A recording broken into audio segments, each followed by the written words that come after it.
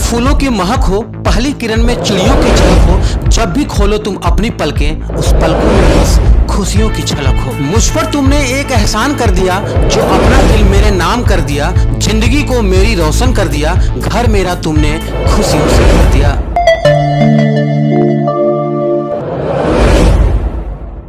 बता दें कि पीसीएस अफसर ज्योति मौर्य और उनके पति आलोक मौर्य के बीच चल रही कहानी में एक नया मोड़ आ गया है। ज्योति मौर्य और उनके पति आलोक मौर्य की शादी का कार्ड तक भी वायरल हो गया है। इस बीच मौर्य के पिता ने आरोप भी लगाया था कि आलोक मौर्य ने झूठ बोलकर शादी की है और वह एक सफाई कर्मी है, जबकि उसने खुद को पंचायती राज का एक अधिकारी बताया था। इसी बीच उत्तर प्रदेश के प्रयागराज के बरेली से एक बहुत बड़ी खुशखबरी निकल कर आ रही है। बरेली एसडीएम ज्योति मौर्य अपने पति आलोक मौर्य के साथ रहने के लिए सहमति जताई है। बता दें कि अभी तक भी वो खुलकर नहीं बोल रही है, लेकिन यह मामला बिल्कुल सुलझता हुआ दिखाई दे रहा है। ज्योति के पिता ने बताया कि वर्ष 2010 में प्रयागराज के घुमनगंज थाना क्षेत्र के रहने वाले आलोक मौर्य के साथ ज्योति की शादी बड़ी धूमधाम से की गई थी।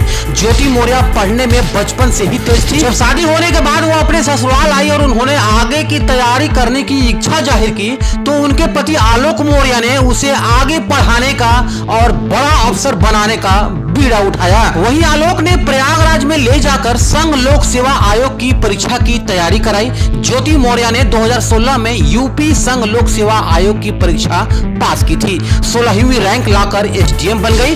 पीसीएस अफसर ज्योति मौर्य और आलोक मौर्य के बीच वर्ष 2020 तक सब कुछ ठीक ठाक चल रहा था।